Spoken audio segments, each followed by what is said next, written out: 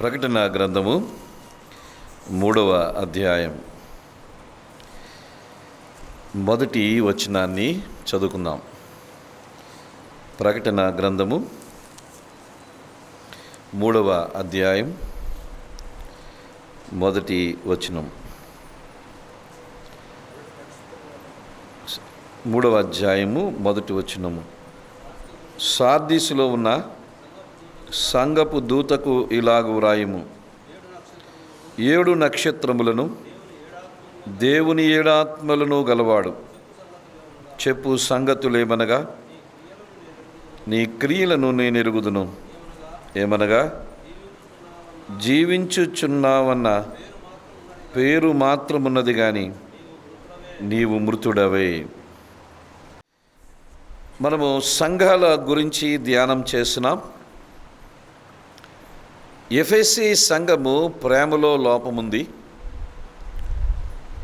పెర్గము సంఘము బోధలో లోపముంది, తుయితేరా సంఘము ఆత్మీయతలో లోపముంది, అనగా లోకములో ఉంది. ఇప్పుడు మనం ధ్యానం చేయబోయే సార్దీసు సంఘము ఫలించుటలో లోపముంది. ఈ సంఘానికి లోపం ఏమిటంటే ఫలించుటలో లోపముంది. ఒక్కొక్క సంఘము ఒక్కొక్క రీతిలో మనం చూస్తూ ఉన్నాం. ఒక్కొక్క సంఘాన్ని మనం చూస్తూ ఉంటే ఎందుకు క్రమ పద్ధతిలో ధ్యానం చేస్తే మనకి చాలా లోతైన సత్యాలు తెలుస్తాయి. ఎఫెసీ సంఘము ప్రేమలో లోపముంది, పెర్గము సంఘము బోధలో లోపముంది. అనగా ఎక్కడైతే ప్రేమ లోపం ఉంటుందో అది బోధలో లోపానికి దారితీస్తుంది. ఎక్కడైతే బోధలో లోపం ఉంటుందో అక్కడ ఆత్మీయతలో లోపం కనబడుతుంది, అనగా లోకంలో ప్రవేశిస్తాం. ఎక్కడైతే ఆత్మీయతలో లోపం ఉంటుందో అక్కడ ఫలించే విధానంలో లోపం ఉంటుంది. ఒకదానికొకటి లింకు ఇది. అందుకనే మన వాక్యాన్ని క్రమంగా ధ్యానం చేస్తాం. చివరికి లవొదికీయ సంఘం చూస్తాము. ఆ సంఘం అయితే అది నులివెచ్చని స్థితిలో అది ఉంది. ఇక అంతిమం అన్నమాట. ఒక విశ్వాసి కానీ, ఒక సంఘము కానీ, క్రైస్తవ సమాజము కానీ దేవుని ప్రేమించే విషయములో ముఖ్యంగా లోపం ఉంటే అన్ని విషయాల్లో లోపాలు ఆటోమేటిక్గా వస్తాయి. అందుకనే ప్రేమ గురించే ప్రారంభంలో తెలియజేశాడు. సో అది మనము సార్దీసు సంఘానికి వస్తున్నాం. ఈ సార్దీసు సంఘము ఫలములలో లోపముంది. ఈ సంఘము గురించి ప్రభువు తెలియజేస్తూ, జీవించుచున్నావన్న పేరు మాత్రము ఉన్నది కానీ నువ్వు మృతుడివే. ఆ సంఘమునకు పేరు ఉంది కానీ ఆ సంఘం మృతత్వములో ఉంది. ఆ సంఘమునకు పేరు ఉంది కానీ ఆ సంఘములో జీవము లేదు. మృతుడవు అంటే జీవము లేదు. జీవము లేకపోవడం అంటే అర్థము దేవుని ఆత్మచేత నడిపించబడ్డం లేదు. లౌకిక ఆత్మచేత నడిపించబడుతున్నారు. ఒక విశ్వాసి రక్షించబడిన తర్వాత విశ్వాసిలో పరిశుద్ధాత్ముడు నివాసం చేస్తాడు. పరిశుద్ధాత్ముడే రక్షణ తర్వాత ఆ వ్యక్తిని నడిపించేది. పరిశుద్ధాత్ముడు లేకపోతే ఎవరు భక్తిలో జీవించలేరు. ఏ విధమైన భక్తి ఉండదు. రక్షణ పొందని వ్యక్తికి, రక్షణ పొందిన వ్యక్తికి వ్యత్యాసం ఏమిటంటే, రక్షణ పొందని వ్యక్తిలో పరిశుద్ధాత్ముడు ఉండడు, రక్షణ పొందిన వ్యక్తిలో పరిశుద్ధాత్ముడు ఉంటాడు. ఈ పరిశుద్ధాత్ముడే రక్షణ పొందిన వ్యక్తిని ప్రత్యేకమైన రీతిలో నడిపిస్తాడు. ఒక క్రైస్తవ విశ్వాసి ప్రత్యేకమైన వాడు. ఇతను లోకంలో కలవడు, దేవుణ్ణి ప్రేమిస్తాడు, దేవుని ప్రజల్ని ప్రేమిస్తాడు, బోధల్లో ఉంటాడు, సత్యములో ఉంటాడు, ఎక్కడ రాజీ పడడు, ఫలిస్తూ ఉంటాడు. కారణం ఏమిటి? సంఘము కాదు. కారణం ఏంటి? ఏవో ఏవో కాన్ఫరెన్సులు, మీటింగులు కాదు. కారణము ఆయనలో ఉంటున్న పరిశుద్ధాత్ముడు. పరిశుద్ధాత్ముడే మనలో లేకపోతే చర్చికి వచ్చినా, పౌలు గారిని ఇక్కడ నిలబెట్టి వాక్యం బోధించిన, అంటే అపోస్తలుడైన పౌలు గారిని ఇక్కడ నిలబెట్టి వాక్యం బోధించిన వారి శూన్యం, వారికి ఏమీ ఉండదు. రక్షణ లేని వ్యక్తికి, రక్షించబడిన వ్యక్తికి ఆ వ్యత్యాసం ఒకటి.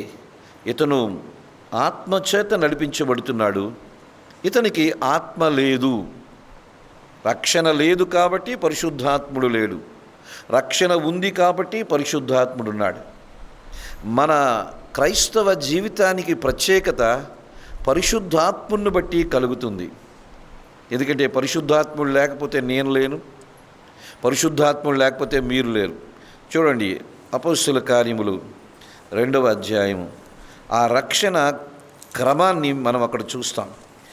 అపోస్తలుల కార్యములు 2వ అధ్యాయం 37, 38 వచనం చదువుకుందాం. వారు ఈ మాట విని హృదయములో నొచ్చుకొని, సహోదరులారా, మేమేమి చేతుమని పేతురును కడమ అపోస్తలులను అడుగుగా, పేతురు, మీరు మారుమనసు పొంది పాప క్షమాపణ నిమిత్తము ప్రతివాడు యేసుక్రీస్తు నామమున బాప్తీసం పొందుడి, అప్పుడు మీరు పరిశుద్ధాత్మను వరము పొందుదురు. ఇక్కడ ఒక క్రమం ఉంది, చెప్తున్నాను చూడండి. ఒక వ్యక్తి రక్షించబడాలంటే వాక్యం వినాలి. అదే 37వ వచనంలో ఈ మాట విని అంటే ఆ రోజున పేతురు చేసిన ప్రసంగం, వాక్యం ప్రజలు విన్నారు. సో మాట వినుట అంటే దేవుని వాక్యం వినుట, నెంబర్ 1. నెంబర్ 2, ఏం జరుగుతుంది? మారు మనసు కలుగుతుంది. 38వ వచనంలో మీరు మారు మనసు పొంది, వాక్యం వింటేనే మారు మనసు వస్తుంది. వాక్యం లేకపోతే మారు మనసు రాదు. నువ్వు మారు అని ఎంతగా వారిని చెప్పినా వారు మారరు, వారు వాక్యం వినకపోతే. ఎందుకంటే వాక్యం హృదయంలో ఒప్పుగొల్ని పరిశుద్ధాత్మ ద్వారా తీసుకుని వస్తుంది. వాక్యమే విశ్వాసాన్ని పుట్టిస్తుంది. ముందు వాక్యం వినాలి, రెండవది మారు మనసు వస్తుంది. మారు మనసు వచ్చిన తర్వాత ఏం చెబుతుంది? వాళ్ళు మారు మనసు పొందేరు అంతరంగంలో. అది బాహ్యానికి గుర్తుగా బాప్తీసం తీసుకుంటున్నారు, సంఘ సమక్షంలో బాప్తీసం తీసుకుంటున్నారు. ఆ తర్వాత అంటే రక్షణ, సంపూర్ణ రక్షణ వచ్చింది.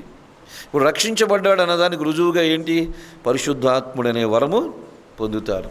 సో వాక్యము, మారు మనసు, అంటే మారు మనసు తర్వాత ఆ రక్షణ అనుభవము. ఎందుకంటే రక్షణ అంతరంగంలో జరిగేది.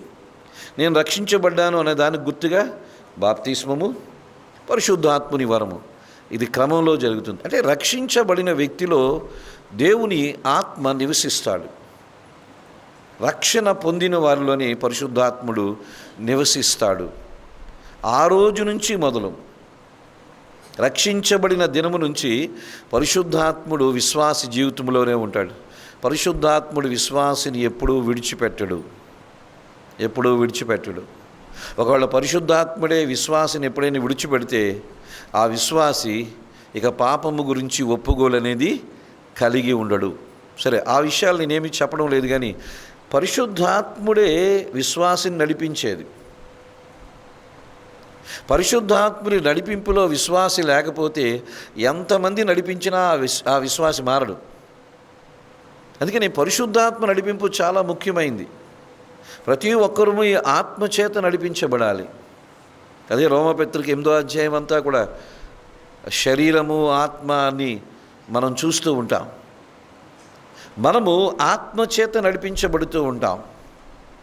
అయితే ఈ ఆత్మచేత నడిపించబడుతూ ఉన్నప్పుడే దేవుడు మనలో ఎన్నో కార్యాలు చేస్తూ ఉంటాడు. ఆ కార్యాల్లో ఒక కార్యము ఫలించుట. ఇక్కడ మనము ప్రకటన గ్రంథంలో చూస్తున్నాము, ఆ సంఘానికి పేరు ఉంది, కానీ ఆ సంఘం మృతము అని అంటున్నాడు. మృతము అంటే జీవము లేదు అనగా ఆ సంఘము లేక విశ్వాసి జీవము లేనివాడంటే ఆత్మచేత నడిపింపబడ్డము లేదు. ఎవరైతే ఆత్మచేత నడిపించబడరో వారు నిర్జీవమైన వారే. ఇక్కడ మరొక మాట కూడా నేను మీకు తెలియజేస్తాను. ఎఫెసీ పత్రిక 5వ అధ్యాయం 18వ వచనం ఒకసారి చూడండి. ఎఫెసీ పత్రిక 5వ అధ్యాయం 18వ వచనం. మరియు మద్యముతో మత్తులై ఉండకుడి, దానిలో దుర్వ్యాపారము కలదు, అయితే ఆత్మపూర్ణులై ఉండుడి. 3 మాటలు మీరు అర్థం చేసుకోండి. ఇప్పుడు ఆ మాటలను పెద్దగా నేను వివరించలేను, కానీ ఈ మాటలు అర్థం చేసుకోండి. ఆత్మతో నింపబడుట నెంబర్ 1, అదే దాన్ని పరిశుద్ధాత్మని బాప్తీసం అంటారు. పరిశుద్ధాత్మని బాప్తీసమము నెంబర్ 1. నెంబర్ 2 ఆత్మ పూర్ణులై ఉండుట. నెంబర్ 3 ఆత్మచేత నడిపించబడుట. Holy Spirit baptism, filling with the Holy Spirit and led by the Holy Spirit. ఈ పదాలు అలా గుర్తుపెట్టుకోండి. దీన్ని నేను లోతుగా చెప్పడం లేదు. పరిశుద్ధాత్మని బాప్తీసమము రక్షణ పొందిన దినములో జరుగుతుంది. రెండవది ఆత్మతో నింపబడ్డము, ఇది అనుదినము జరిగేది. మూడవది ఆత్మచేత నడిపించబడ్డం, ఇది కూడా అనుదినము జరిగేది. నింపబడుట, నడిపించబడుట అనుదినము జరిగేది. ఈ అర్థం మీరు జాగ్రత్తగా గమనించాలి.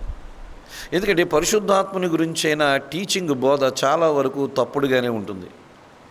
మనము రక్షించబడినప్పుడే పరిశుద్ధాత్మ చేత నింపబడ్డాం. దాన్నే పరిశుద్ధాత్మని బాప్తీసం అంటాం. అయితే ఒకటి, అనుదినము ఆత్మపూర్ణులై ఉండాలి. ఆత్మపూర్ణులై ఉండుట అంటే అర్థం ఏంటో చెప్తున్నాను. ఆత్మ స్వాధీనములో ఉండాలి. ఆత్మపూర్ణులు అంటే ఆత్మ స్వాధీనములో ఉండాలి. ఎవరైతే ఆత్మ స్వాధీనములో ఉంటారో వారే ఆత్మచేత నడిపించబడతారు. సో ఇది అర్థం చేసుకోండి. ఇది మీకు అర్థం అవ్వడానికి చిన్న ఉదాహరణ చెప్తాను. ఆత్మచేత ఆత్మ స్వాధీనములో ఉండాలి. మన పిల్లలు మన ఇంట్లోనే ఉంటారు, కానీ చాలాసార్లు మన మాట వినరు. వాళ్ళు మన ఇంట్లోనే ఉంటారు, మన మాట వినరు. పరిశుద్ధాత్ముడు విశ్వాస జీవితంలోనే ఉన్నాడు. పరిశుద్ధాత్ముడు విశ్వాసిలోనే ఉన్నాడు. ఎక్కడికి పోడు. మహిమలో ప్రవేశించే వరకు పరిశుద్ధాత్ముడు విశ్వాసిని నడిపిస్తూ ఉంటాడు. అయితే ఒకటి, పరిశుద్ధాత్మని స్వాధీనములో ఉన్నామా లేదా ఆలోచన చేయాలి. పరిశుద్ధాత్మని స్వాధీనములో ఉన్నవాళ్ళు ఎవరంటే ఆత్మచేత నడిపించబడతారు, నిర్ణయాలు తీసుకుంటారు. చాలా వరకు ఆత్మచేత నడిపించబడే వాళ్ళు తక్కువగా ఉన్నారు. ఒక ఉదాహరణ చెప్తాను. మీ పిల్లలకి వివాహం చేయాలి. మీరు ప్రార్థన చేస్తూ ఉంటారు. దేవుని ఆత్మ మిమ్మల్ని నడిపిస్తున్నారా, ఎవరో పాస్టర్ గారు మిమ్మల్ని నడిపిస్తున్నారా పెళ్లి విషయంలో? సాధారణంగా మనల్ని నడిపించేది ఎవరో సలహాలు, సూచనలు. ఈ సంబంధం బాగుంటుంది, మీరు ప్రొసీడ్ అవ్వచ్చు. ఎవరు చెప్తున్నారు? పరిశుద్ధాత్ముడు చెప్తున్నాడా, ఇంకొకరు ఎవరో చెప్తున్నారా? ఎవరో చెప్తున్నారు. ఎందుకంటే ఆత్మచేత నడిపించే అవకాశం మీరు పరిశుద్ధాత్ముడికి ఇవ్వడం లేదు. ఎందుకు ఇవ్వడం లేదు? ఎవరి మీదో ఆధారపడదు. ఇంకొక మనిషి మీద ఆధారపడినంతకాలము మీరు ఆత్మచేత నడిపించబడరు. జాగ్రత్తగా ఆలోచించే. సరే, వాళ్ళు చెప్పింది కరెక్ట్ అవ్వచ్చు, వాళ్ళు చెప్పేది తప్పు కూడా అవ్వచ్చు. మేము దేవుని సేవకులమే, మేము చెప్పే ఆలోచనలు, సలహాలు కొన్నిసార్లు తప్పులు కూడా అవ్వచ్చు. ఎందుకంటే మేమేమి దేవుళ్ళం కాదు కదా, మనుషులమే కదా. కానీ పరిశుద్ధాత్మ చేత నడిపించబడే వాళ్ళు ఎవరు సలహాలు తీసుకోరు. ఒకవేళ సలహా తీసుకున్నా ఇది కరెక్టో కాదో వివేకం ఉంటుంది, విచక్షణ ఉంటుంది. చాలా వరకు క్రైస్తవత్వంలో ఏం జరుగుతుందంటే ఆత్మచేత నడిపించబడ్డం కన్నా మనుషుల చేత నడిపించబడ్డం ఎక్కువగా ఉంటుంది. ఎందుకంటే విశ్వాసులు ఆధారపడేది మనుషుల మీదే. అంతరంగంలో దేవుడు పరిశుద్ధాత్మను పెట్టాడు. ఒక ఉదాహరణ బైబిల్లోంచి మీకు చెప్తాను. దానియేలుని సింహాల గుహలో వేద్దాం అని దర్యావేషు శాసనం వచ్చింది. దానియేలు ఆ రోజున ఒంటరిగానే ఉన్నాడు. దానియేలుకి సలహాలు ఇచ్చేవాళ్ళు ఎవరైనా ఉన్నారా? ఎవరు లేరు. దానియేలు సింహాల గుహలోనికి వెళ్ళబోతున్నాడు అనే విషయము దానియేలుకే తెలుసు. దానియేలు గురించి ప్రార్థన చేసేవాళ్ళు ఎవరైనా ఉన్నారా ఆ రోజున? లేరు. దానియేలుకి బ్రదర్ మీరు ధైర్యంగా ఉండండి, సింహాల గుహలో దేవుడు మిమ్మల్ని వేసినా దేవుడు మిమ్మల్ని విడిపిస్తాడు అని ధైర్యం చెప్పేవాళ్ళు ఎవరైనా ఉన్నారా? మరి ఎలా నడిపించబడ్డారు? ఎలాగ వాళ్ళు నిర్ణయాలు తీసుకున్నారు? మనకైతే ఒక సమస్య రాగానే పాస్టర్ గారి దగ్గరికి వెళ్తాం, పెద్దల దగ్గరికి వెళ్తాం, అయ్యా పలానా సమస్య వచ్చింది, మా గురించి ప్రార్థన చేయండి, దేవుని చిత్తాన్ని తెలుసుకోండి. ఆ రోజు దానియేలు ఎవరి దగ్గరికి వెళ్ళాడు? షడ్రక్ మేషక్ అబ్దెనగోలు ఎవరి దగ్గరికి వెళ్ళారు? యోసేపు ఎవరి దగ్గరికి వెళ్ళాడు? ఎవరి దగ్గరికి వెళ్ళారు? దేవుని దగ్గరికే వెళ్ళారు. వారికి దేవునితో సహవాసం ఎక్కువ, మనకి మనుషులతో సహవాసం ఎక్కువ. అర్థమైంది కదా? మనం ప్రతి చిన్నదానికి ఎవరి దగ్గరికి వెళ్ళి సలహా తీసుకుంటాం. అన్నగారు ఏం చేయమంటారు, అక్కగారు ఏం చేయమంటారు. ఆ రోజు అడిగిన సలహాలు ఇచ్చేవాళ్ళు ఎవరు లేరు, పూర్తిగా దేవుని మీదే ఆధారపడ్డారు. అందుకని వాళ్ళు దేవుని చేత నడిపించబడ్డారు. మనం పూర్తిగా దేవుని మీద ఆధారపడ్డాం. అనగా మనకు దేవుడు అంటే మనలో ఉన్న పరిశుద్ధాత్ముడు. మనం దేవుని మీద ఆధారపడ్డాం. మనకు ఏదైనా సమస్య వచ్చిందంటే వెంటనే ఎవరికి తెలియజేస్తాము? ఒక మనిషికి తెలియజేస్తాం. ఆ మనిషి సేవకుడు అవ్వచ్చు, ఆ మనిషి పెద్ద అవ్వచ్చు, కానీ మనిషి మనిషే, వాళ్ళు దేవుళ్ళు కాదు. అందుకనే నడిపింపులో తేడా వస్తుంది మనకి. ఎవరి సలహా తీసుకోవద్దు. మీరు ప్రయత్నం చేయండి.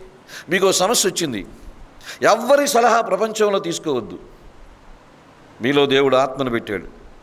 ప్రభా నువ్వు నాలో ఆత్మస్వరూపుడిగా ఉన్నావు, ఈ సమస్య వచ్చింది, దీన్ని ఎలా పరిష్కరిస్తావో, దీని నుంచి నన్ను ఎలా విడిపిస్తావో నేను ఎవరికీ చెప్పను, నువ్వు నన్ను నడిపించు అంటే అప్పుడు ఆత్మ నడిపింపు ఏంటో మీకు తెలుస్తుంది. ఆయన మీద ఆధారపడినప్పుడు, ఆయన మీద ఆధారపడినంతకాలం ఎవరో సలహాలు, ఎవరో సూచనలు, మనుషుల చేతే నడిపించబడుతున్నాం. కొన్నిసార్లు అవి కరెక్ట్ అవ్వచ్చు, కొన్నిసార్లు రాంగ్ అవ్వచ్చు. కానీ దేవుడు రక్షించబడిన ప్రతి విశ్వాసిని పరిశుద్ధాత్మని మీద ఆధారపడమంటున్నాడు. ఆత్మపూర్ణులు అంటే అర్థం ఏమిటంటే పరిశుద్ధాత్మని అధికారము కింద ఉండుట, పరిశుద్ధాత్మని అజమాయిషిలో ఉండుట. ఎవరైతే పరిశుద్ధాత్మని అజమాయిషిలో ఉన్నారో వాళ్ళు పరిశుద్ధాత్మని ద్వారా నడిపించబడ్డే, led by the Holy Spirit. అందుకని పరిశుద్ధాత్మని బాప్తిస్మం అంటే రక్షణ పొందే సమయంలో పొందేది. పరిశుద్ధాత్మ పూర్ణులు అంటే అనుదినము జరిగేది. పరిశుద్ధాత్మ చేత నడిపించబడ్డం అంటే అనుదినము జరిగేది. ఇది జరుగుతుందా మీకు? మీరు చెక్ చేసుకోండి. ప్రతి చిన్నదానికి ఎవరి మీద ఆధారపడ్డాం? కేవలం దేవుని మీద, ఒక దానియేలులా, ఒక షడ్రకు మేషక్ అబ్దెనగోలాగా కేవలం దేవుని మీద ఆధారపడి ప్రపంచంలో మీ సమస్య, మీ విషయాలు ఎవ్వరికీ చెప్పకుండా కేవలం దేవుని మీదే, నేను ఆత్మచేత నడిపించబడుతున్నాను, దేవుడు నన్ను నడిపిస్తున్నాడు, దేవుడు ఆయన నాకు స్వరాన్ని వినిపిస్తున్నాడు అంటే వాక్యము ద్వారా అని 100% మీలో ఎంతమంది చెప్పగలరో చెప్పండి. ఉండరు అని అనడం లేదు, కానీ చాలా తక్కువ మంది ఉన్నారు. ఈ రోజున క్రైస్తవులు డిపెండెంట్ అయిపోయారు. డిపెండెంట్ అంటే అర్థం ఏంటో చెప్పంటారా? ఎవరి మీదో ఆధారపడుతున్నారు. లోపల ఉన్న పరిశుద్ధాత్మని క్రైస్తవులు వదిలేశారు ఇప్పుడు. అందుకనే మన క్రైస్తవ జీవితంలో పూర్తిగా దేవుని కొరకు ఫలించలేకపోతున్నాం. ఒక నెల రోజులు మీ విషయాలు ఎవ్వరికీ చెప్పకుండా కేవలం దేవునికే చెబుతూ వాక్యము ద్వారా, పరిశుద్ధాత్మని ద్వారా నడిపించబడ్డానికి మీరు ప్రయత్నం చేయండి. ఎవరికీ చెప్పొద్దు. దేవుని దగ్గరికి వెళ్ళి, ప్రభా నా సమస్య ఇది, ఇదిగో నా పరిస్థితి ఇది, నువ్వే ఏదో వాక్యం ద్వారా మాట్లాడు, నీ ఆత్మ ద్వారా నీ ఆత్మ ద్వారా నడిపించు. వాక్యం ద్వారా మాట్లాడు, ఆత్మ ద్వారా నడిపించు. నీ నడిపింపు నాకు తెలియాలి, నీ స్వరం నీ వాక్యం ద్వారా వినాలి, ఇక మిగతా వాళ్ళని ఎవరిని నేను పట్టించుకోను అని ఒక నెల రోజులు ట్రై చేయండి. ఈ అలవాటు క్రైస్తవులకు పోయింది. ఎందుకంటే ప్రతిదానికి మనుషుల దగ్గరికి వెళ్ళి చేస్తాం. పాత నిబంధన గ్రంథంలో ఎవరి మీద ఎవరు ఆధారపడ్డారు? ఎవరైనా ఉన్నారా? నేను చెప్పిన ఈ భక్తులందరికీ ఎవరైనా ఉన్నారా? వాళ్ళు కేవలం పూర్తిగా 100% దేవుని మీద ఆధారపడ్డారు. అందుకనే దేవుడు వారి జీవితాల్లో గొప్ప కార్యాలు చేశాడు. మనం మనుషుల మీద ఆధారపడినంతకాలం మన జీవితాల్లో కార్యాలు జరగవు. మనకి ఎక్కడ లేని భయం, ఎక్కడ లేని అనిశ్చత, అమ్మో ఏమో, ఒక అనుమానం, అల్ప విశ్వాసం మనలో ప్రవేశిస్తుంది. అందుకని వెంటనే ఏం చేస్తాం? షార్ట్ కట్ అంటాం. షార్ట్ కట్ అంటే తెలుసు కదా, త్వరగా పరిష్కారం రావడానికి ఎవరికో చెప్తాం, ఎవరో సలహా కోరుకుంటాం. మీ పిల్లల్ని ఏదో ఇంటర్మీడియట్లో జాయిన్ చేయాలి, ఏ గ్రూపులో జాయిన్ చేయాలని మీరు దేవుని దగ్గర ప్రార్థన చేసి నిర్ణయం తీసుకున్నారా? ఎవరో చెప్తే నిర్ణయం తీసుకున్నారా? ఖచ్చితంగా ఎవరో చెప్పుంటారు. లేదు, మేము ఎవరికీ చెప్పలేదు, దేవుడు చెప్పినట్టుగానే జరిగింది. అలా ఎంతమంది గట్టిగా చెప్పగలం? అలాగే మీరు యవనస్తులు ఉన్నారు కొంతమంది, మీ భవిష్యత్తు గురించి, మీ ఎంప్లాయ్మెంట్ గురించి నేను పూర్తిగా దేవుని మీద ఆధారపడతాను. ప్రపంచంలో ఎవరికీ నా విషయం చెప్పడం లేదు. ఏదో భార్యకి చెప్పుకుంటున్నానంటే, భార్య భర్తకి చెప్పుకుంటున్నారండి. మేము దేవుని మీదే పూర్తిగా ఆధారపడ్డాం, దేవుని చిత్తం మీదే మేము ఆధారపడ్డాం. దేవుడు ఎటు నడిపిస్తాడే నడిపిస్తాడు అని పూర్తిగా ఆధారపడి దేవుని చేత నేను నడిపించబడుతున్నాను. నాకు తెలుస్తుంది దేవుడు నాతో మాట్లాడుతున్నాడు, నేను తీసుకుంటున్న నిర్ణయాలు కరెక్టే, నాకు అర్థమవుతుంది దేవుని మాట చిత్తము అని ఎంతమంది ఖచ్చితంగా మీలో చెప్పగలరు? మనం మనుషుల మీద ఆధారపడినంత కాలము ఆత్మచేత నడిపించబడలేం. సరే, ఇదంతా ఒక ఎత్తు, దాని గురించి నేను ఇంకెక్కువగా మాట్లాడను. కానీ ఈ 3 పదాలు అర్థం చేసుకోండి. పరిశుద్ధాత్మని బాప్తిస్మము రక్షణ పొందిన దినంలో జరుగుతుంది. పరిశుద్ధాత్మ పూర్ణులు, ఇది అనుదినము జరగవలసింది. బ్రతుకున్నంతకాలము ఆత్మ పూర్ణులై ఉండాలి. పూర్ణులు అంటే అర్థం ఏమిటంటే అధికారం కిందకు వచ్చుట, అజమాయిషికి వచ్చుట. 3వది, అప్పుడే ఆత్మచేత నడిపించబడతాం. ఈ 3 మాటలు అర్థం చేసుకోండి. ఇప్పుడు ఎందుకు ఈ విషయాలన్నీ నేను మీకు చెప్తున్నానంటే, సార్దీసు సంఘము జీవించి ఉంది, కానీ అది మృతత్వంలో ఉంది. ఆ రోజున ఆ సంఘం పేరు ఉంది, కానీ ఆ సంఘము జీవము లేదు. ఈ రోజున మన విషయానికి వస్తే, మనము క్రైస్తవులంగా పేరు ఉంది మనకి. నేను క్రైస్తవుడిని, నేను విశ్వాసిని.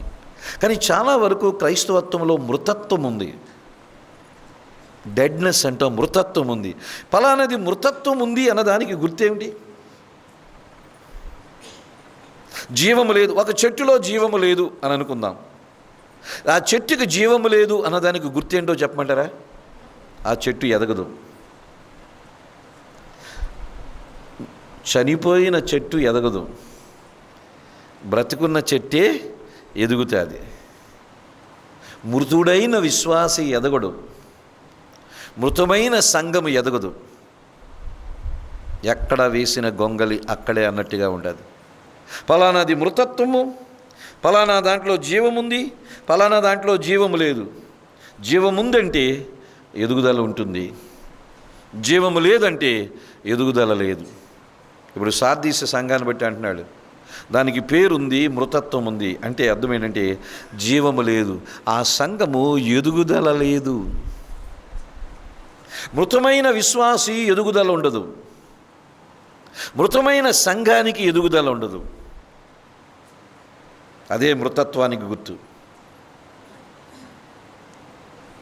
ఆ రోజున ఆ సంఘం గురించి చెప్తున్నాడు, ఈ రోజున దేవుడు మన గురించి చెప్తున్నాడు. చాలా వరకు సంఘాలు, విశ్వాసులు మృతత్వములోనే ఉంటున్నారు. జీవము లేదు కాబట్టి ఎదుగుదల లేదు, జీవము లేదు కాబట్టి ఫలములు లేవు, జీవము లేదు కాబట్టి సరిచేసుకునేది లేదు. చెట్టు ఉదాహరణే చెప్తున్నాను. చచ్చిపోయిన చెట్టు ఎదగదు, చచ్చిపోయిన చెట్టు ఫలించదు. చచ్చిపోయిన చెట్టు, ఒక చనిపోయిన చెట్టుకి మీరు కొమ్మ కొయ్యండి, కొమ్మ నరకండి. బ్రతుకున్న చెట్టుకి ఆ నరికిన చోట చిగురు వస్తుంది, ఒక 4 రోజుల తర్వాత అయినా. చచ్చిపోయిన చెట్టుకి చిగురు రాదు. మృతం అంటే ఫలము లేదు, మృతం అంటే ఎదుగుదల లేదు. సార్దీసు సంఘం మృతమైన సంఘం, కానీ దానికి పేరుంది. క్రైస్తవులుగా మనకి పేరుండొచ్చు, సంఘముగా మనకి పేరుండొచ్చు, పలానా వాళ్ళు క్రైస్తవులని పేరుండొచ్చు. కానీ దేవుని దృష్టిలో జీవము కలిగిన వారమా కాదా అన్నది మనం పరిశీలన చేసుకోవాలి. నేను జీవమున్నవాడిని, జీవము గలవాడిని అనగా ఆత్మచేత నడిపించబడుతున్నాను అంటే నేను ఎదుగుతాను, ఫలిస్తాను. ఎదుగుతున్నామా, ఫలిస్తున్నామా అన్నదే ప్రశ్న ఈరోజు. ఆ సంఘానికి ఎదుగుదల లేదు, ఆ సంఘానికి ఫలము లేదు, కానీ ఆ సంఘానికి పేరుంది. ఇది మనం అర్థం చేసుకోవాలి. హెబ్రీయులకు రాసిన పత్రిక 6వ అధ్యాయము మొదటి 2 వచనాల్లో చూస్తే మనము అక్కడ 2వ వచనములో ఉంటుంది, క్రీస్తును గూర్చిన మూలోపదేశములు మాని లేక సంపూర్ణులొకటికి ఏమవ్వాలంట, సాగిపోవాలి. ప్రతి విశ్వాసి ఎదుగుతూ ఎదుగుతూ ఎదుగుతూ ఎదుగుతూ ఎదుగుతూ ఉంటాడు. ఆధ్యాత్మిక జీవితంలో విశ్వాసి ఎదుగుతూ ఎదుగుతూ ఉంటాడు. అక్కడే ఉంది వాక్యం చూడండి, ఆ 3వ అధ్యాయము 2వ వచనములో అంటున్నాడు దేవుడు, యేసుప్రభువే తెలియజేస్తున్నాడు, ఈ క్రియలు నా దేవుని ఎదుట సంపూర్ణమైనవిగా నాకు కనబడడం లేదు. అంటే సంఘము సంపూర్ణతలో ఎదగడం లేదు, అంటే సరైన ఎదుగుదల లేదు. మనం ఎదుగుతున్నాం. మనం రక్షించబడి ఎంతకాలమైంది? మీరు రక్షించబడి ఎంతకాలమైంది? మీకు ఎవరు బాప్తీసం ఇచ్చారో ప్రస్తుతం అవసరం లేదు. కొన్నిసార్లు మనము ఫలానా వాళ్ళు బాప్తీసం ఇచ్చారు, ఎవరు బాప్తీసం ఇచ్చినా ఎదుగుదల అవసరం. అలాగే ఎవరు వివాహం చేసినా కుటుంబ వ్యవస్థ ముఖ్యం. కొన్నిసార్లు మనకున్న సెంటిమెంటల్ భక్తి అంటాం దీన్ని, సెంటిమెంటల్ భక్తి ఉంటుంది. ఫలానా వాళ్ళు మా వివాహం చేశారు, మంచిది, మీరు గొడవాడకుండా ఉంటున్నారా? మరి ఎవరు వివాహం చేస్తే ఏమైంది? కుటుంబంగా నడిపి సంసారం చేయవలసింది ఎవరు? మనం. కానీ కొంతమందికి దాంట్లో సెంటిమెంట్ ఉంటుంది, ఫలానా వాళ్ళు నాకు వివాహం చేశారు, ఏదో తృప్తి. దేవుడే ఏదేను తోటలో వివాహం చేశాడు ఆదామవ్వలకి, తర్వాత ఇద్దరి మధ్య గొడవ రాలేదా? 3వ అధ్యాయంలో వచ్చింది. వివాహం ఎవరు చేశారో ముఖ్యం కాదు, మనం ఎలాగూ జీవిస్తున్నావో ముఖ్యం. మీకు బాప్తీసం ఎవరిచ్చారో ముఖ్యం కాదు, విశ్వాసిగా ఎలా జీవిస్తున్నారో ముఖ్యం. సో సెంటిమెంట్లు వద్దు భక్తిలో. ఫలానా వాళ్ళు బాప్తీసం ఇచ్చారు, ఫలానా వాళ్ళు చాలా మంచిది, సెంటిమెంటల్ భక్తి, దాంట్లో ఏమీ లేదు. యేసుప్రభు ఎంతమందికి బాప్తీసం ఇచ్చాడో చెప్పండి?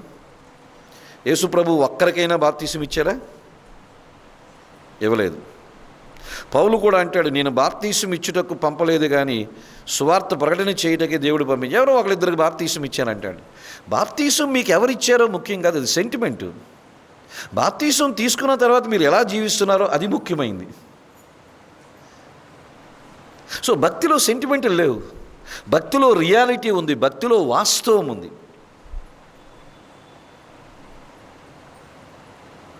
సో ఆ సంఘానికి పేరుంది, కానీ వాళ్ళు మృతులుగా ఉంటున్నారు. ఎందుకంటే ఎదుగుదల లేదు.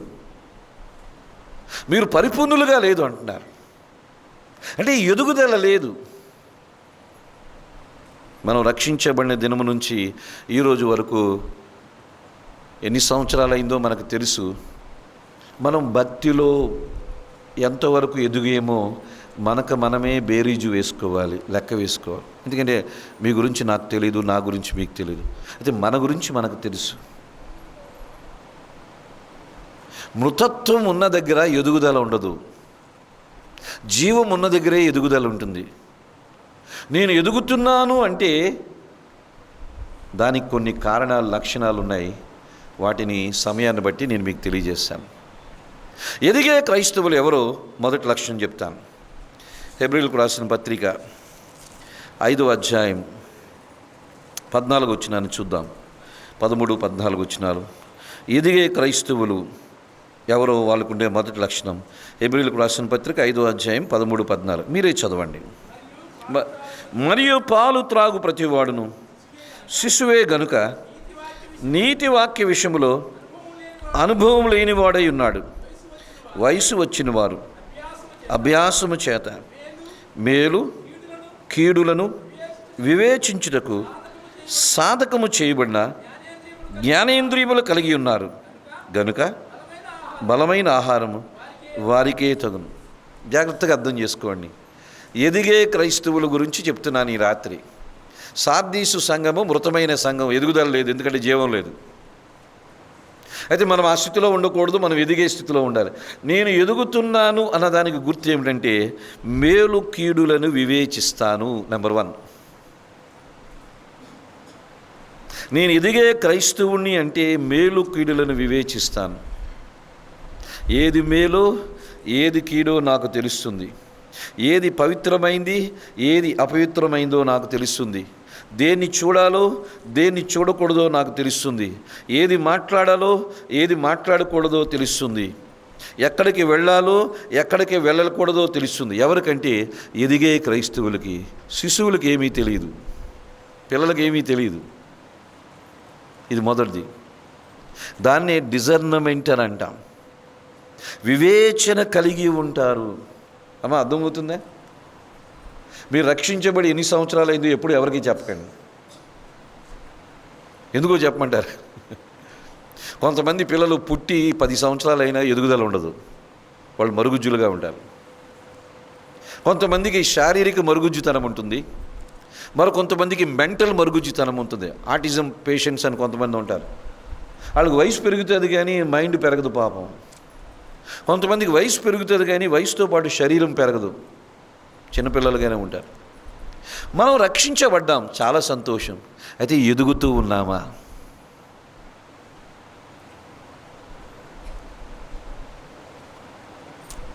ఎదుగుతూ ఉన్నామా?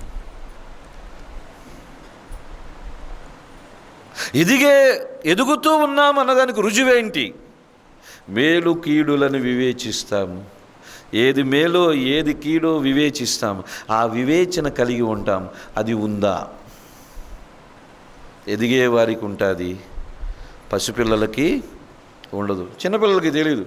అది వేడి పాల చల్లటి పాల తెలియదు, వేలు పెడతారు. చిన్నపిల్లలకి ఎవరిని చూసినా మా అంకులు ఆంటీ అంటారు. పిల్లల్ని ఎత్తుకెళ్ళిపోవడానికి ఒక ఆవిడ వచ్చినా చిన్నపిల్లలు ఏమంటారు? ఆంటీ అంటారు. అరే, నిన్ను ఎత్తుకెళ్ళిపోవడానికి వచ్చినోడని తెలియదు, ఎందుకంటే అది వివేచన లేదు, చిన్నోడు. ఎదుగుతూ ఉన్నామన్న దానికి గుర్తు ఏమిటంటే వివేచన ఉంటుంది. మేలు కీడులను వివేచిస్తారు, డిజర్నమెంట్. వాళ్ళు సాధకము చేయబడిన జ్ఞానేంద్రియములు కలిగి ఉంటారు. జ్ఞానేంద్రియములు, సాధకము చేయబడిన జ్ఞానేంద్రియములు. జ్ఞానేంద్రియములు అంటే ఏమిటి? ఈ కన్ను, ముక్కు, నోరు, ఇవన్నీ ఏంటి? సాధకము చేయబడినవి. అంటే బాగా ట్రైనింగ్ ఉన్నాయన్నమాట. అంటే అర్థమేంటో చెప్పమంటారా? కన్నుని సాధకం చేస్తే ఏది చూడాలో అదే చూస్తుంది, చూడకూడదు చూడదు. కానీ మనం అన్నీ చూసేస్తున్నామే. అంటే ఈ కన్ను సాధకం చేయబడలేదన్నమాట. ఈ నోరు సాధకం చేయబడితే ఏది మాట్లాడాలో అదే మాట్లాడుతుంది, మాట్లాడుకోండి మాట్లాడుకో. మరి ఏది పడితే అది మాట్లాడుతున్నామేమో అంటే ఈ నోరు సాధకం చేయబడలేదు. చెవు సాధకం చేయబడింది అనుకోండి, ఏది వినాలో అదే వింటాం. గుసగుసలు, చెడు మాటలు, ఆళ్ళ మీద వీళ్ళ మీద చాడీలు వినాం. అవి వింటున్నామంటే చెవు సాధకం చేయబడలేదు. అర్థమవుతుందా?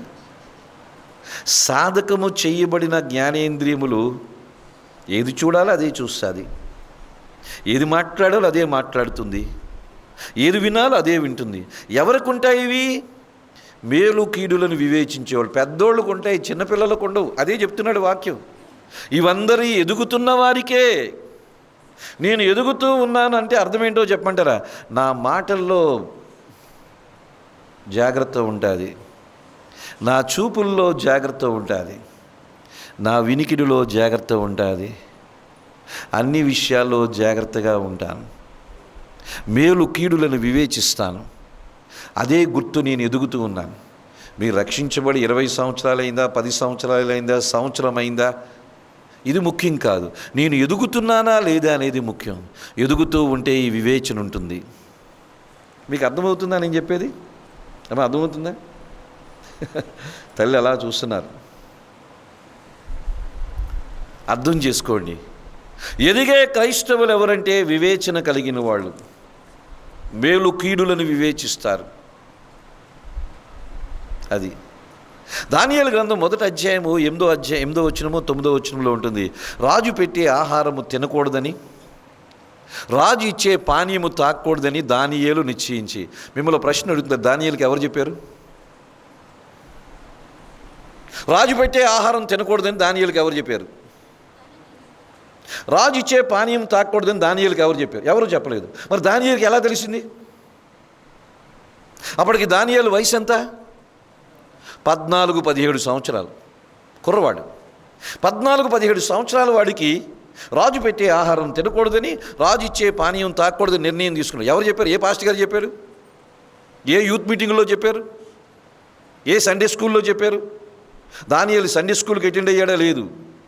దానియేలు యూత్ మీటింగ్ అటెండ్ అయ్యాడు? లేదు. దానియేలు బబులోన్లో ఉన్నాడు, ఏ పాస్టర్ గారు ఉన్నారా? లేరు. కానీ ఎవరు చెప్పారు దానియేలుకి తినకూడదు తాగకూడదని? అవి తిని తాగితే తను అపవిత్రుడిని అయిపోతానని దానియేలుకి ఎవరు చెప్పారు? వివేకము. ఆ చిన్న వయసులోనే ఆ వివేకము కలవాడు తినకూడదని అన్నాడు. ఎందుకో కారణాలు మనకు తెలుసు. త్రాగకూడదు అనుకున్నాడు, కారణాలు మనకు తెలుసు. వివేకము, డిజర్నమెంట్, మేలు కీడులను వివేచించి. ఎవరంటే ఎదిగేవారు, దేవునితో సహవాసము చేసేవాళ్ళు, దేవుని మీద ఆధారపడేవాళ్ళు. మనోళ్ళకి తినొద్దన్నా తింటారు, తాగొద్దన్నా తాగుతారు, ఎంత చెప్పినా మనోళ్ళు చేస్తారు. దానియేలుకి ఎవరో చెప్పలేదు, అక్కడ బబులోన్లో ఉన్నాడు. మరి ఆ వివేచన ఎలాగొచ్చిందంటే అదే దేవునితో ఆయనకున్న సహవాసం. Great man. అందుకని మనం దానియేలుని కాలేకపోతున్నాం, ఎందుకంటే ఆ వివేచన మనకి లేదు.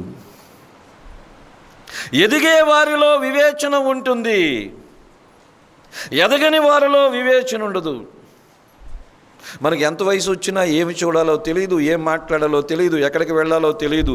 అంటే అర్థం ఏమిటంటే వివేచన లేదు. ఎందుకు వివేచన లేదంటే ఎదుగుతూ ఉండే క్రైస్తవులుగా మనము లేమేమో.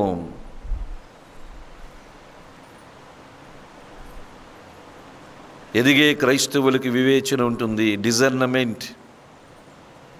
ఆ స్థితికి అందరూ రావాలి. దేవుడు ఎందుకు ఈ వాక్యాన్ని ఇచ్చాడంటే ప్రతి విశ్వాసి ఆ స్థాయికి రావాలి. ఎప్పుడు వస్తామంటే ఆత్మచేత నడిపించబడినప్పుడు వస్తాం, పరిశుద్ధాత్మని స్వాధీనములో ఉన్నప్పుడు వస్తాం. క్రైస్తవులు 3 రకాలు.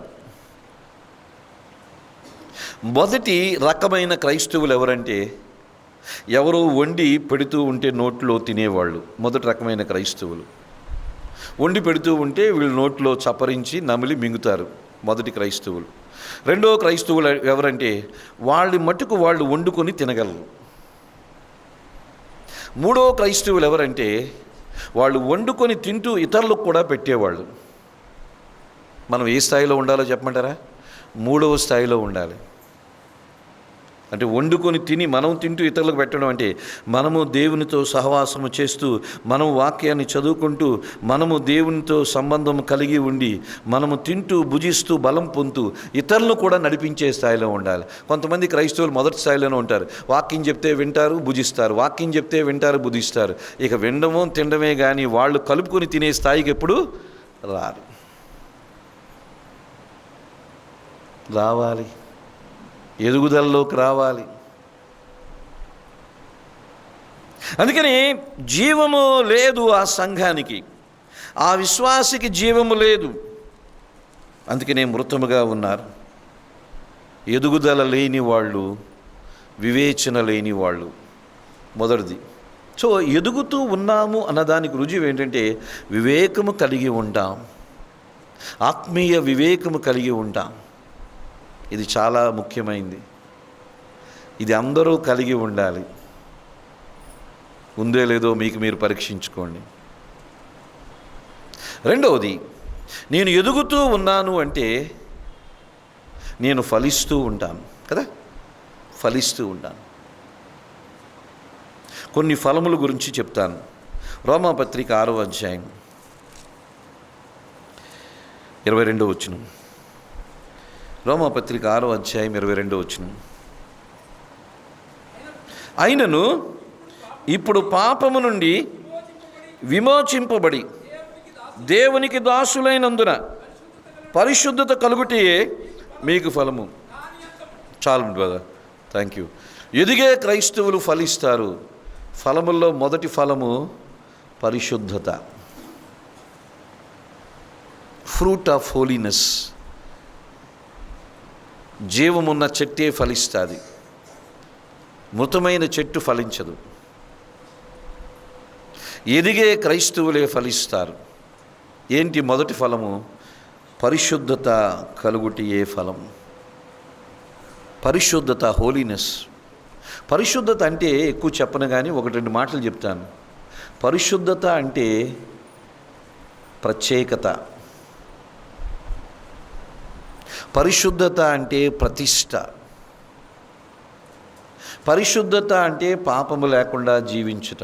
పాపం చేయొచ్చు కానీ ఒప్పుకొని విడిచిపెట్టి జీవిస్తూ ఉంటాం. పరిశుద్ధత అంటే ప్రత్యేకత. ఈ ఫలం మనలో ఉండాలి. నేను ఎదుగుతూ ఉన్నానంటే ఫలిస్తాను. నాకుండే ఫలము పరిశుద్ధత అనే ఫలం. మనం ప్రత్యేకంగా ఉంటాం. లోకంలో ఎక్కడున్నా ప్రత్యేకంగా ఉంటాం. అమెరికాలో ఉన్న ప్రత్యేకంగా ఉంటాం, ఆఫ్రికాలో ఉన్న ప్రత్యేకంగా ఉంటాం. ఎక్కడ కలిసిపోము. పరిశుద్ధులు ఎక్కడున్నా ప్రపంచంలో ఎవరితోనూ కలిసిపోరు. అంటే ఎవరితోనూ మాట్లాడరనడం లేదు, మాట్లాడతారు, స్నేహం కలిగి ఉంటారు. కానీ ఎక్కడ పరిస్థితులకి కలిసిపోరు వాళ్ళు.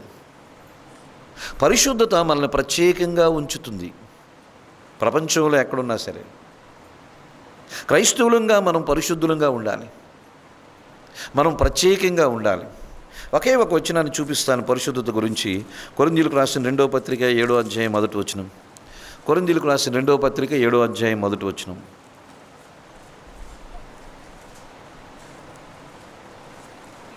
ప్రియులారా, మనకి ఈ వాగ్దానములు ఉన్నవి గనుక దేవుని భయముతో పరిశుద్ధతని సంపూర్తి చేసుకొనుచు శరీరమునకును ఆత్మకును కలిగిన సమస్త కల్మషం నుండి మనలను పవిత్రులుగా చేసుకొందము.